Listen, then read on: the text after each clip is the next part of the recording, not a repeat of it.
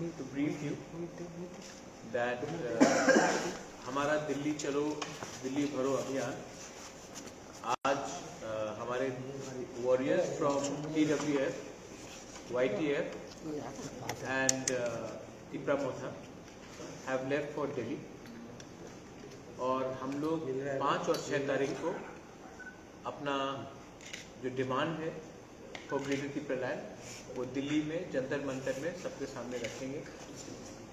I am very thankful to the members of the warriors of the Tipra Motha, specially the TWF, Tipra Motha and YTF, जिसने बहुत भारी number में अपने volunteers को दिया है और हर कॉन्स्टिट्यूंसी से हमारे मेंबर्स लोग दिल्ली जा रहे हैं and we will be putting a demand in writing to the Home Ministry of Government of India for a demand for greater Tipra land. Second point है कि हमारा 2-3 इश्यूज है। हमें खबर मिला था कि चरेलाम में अपने वॉलंटियर एक व्यक्ति का मौत हुआ है।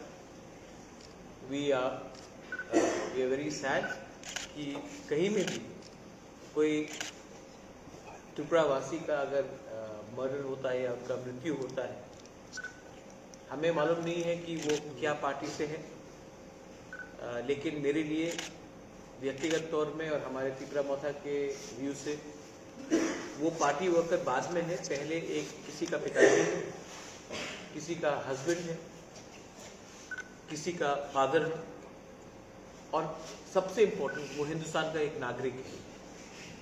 तो अगर पॉलिटिकल वायलेंस में किसी का भी मृत्यु होता है तो उससे हर पॉलिटिकल व्यक्ति को, हर पॉलिटिकल पार्टी को इसका खंडन करना चाहिए और जिसने भी ये मर्डर किया है उनके खिलाफ पुलिस को सख्त से सख्त कार्रवाई करनी चाहिए।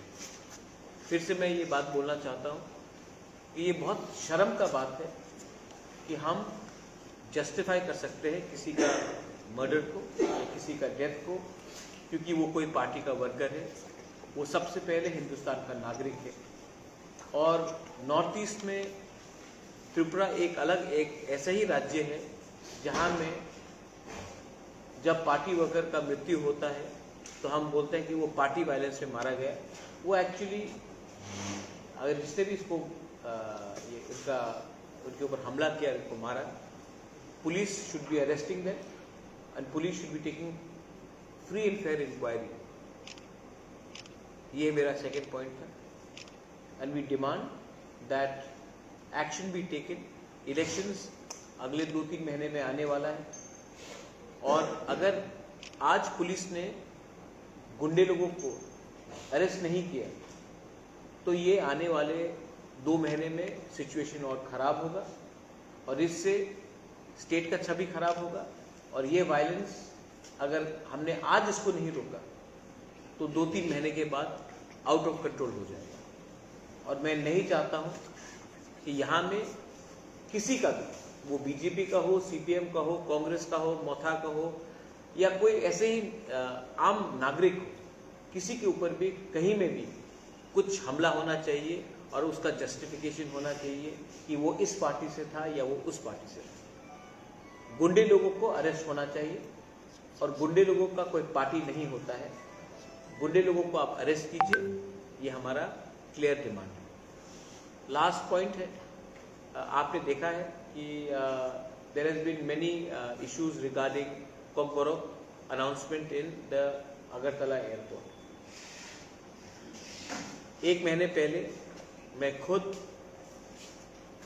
सिविल एविएशन मिनिस्टर से, जिनको मैं अच्छे तरीके से पहचानता भी हूँ, जानता भी हूँ, ज्योतिरादित्य सिंधिया, मैं उनसे मिला था और मैंने उनको राइटिंग में एक डिमांड दिया था कि महाराजा वीर विक्रम एयरपोर्ट में कॉकबोरोक में अनाउंसमेंट किया जाए। कॉकबोरोक हमारा स्टेट रिकग्नाइज्ड लैंग्वेज है और हमने ये कहा था कि ये अनाउंसमेंट बंगाली में हो रहा है, हिंदी में हो रहा है, इंग्लिश में हो रहा है, उसको रहना चाहिए और साथ बाई साथ उसको कॉकबोरोक में भी करना चाहिए।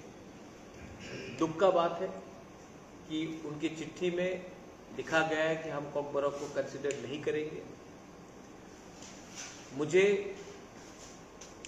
दुख लगता है कि एक ऐसा लैंग्वेज जो इस भूमि का है उसको हम लोग सम्मान नहीं देते। मैं फिर से अपील करता हूँ to the government of India कि हमारे इंडिजिनस तिपरासा के सेंटिमेंट के साथ प्लीज खिलवाड़ मत कीजिए।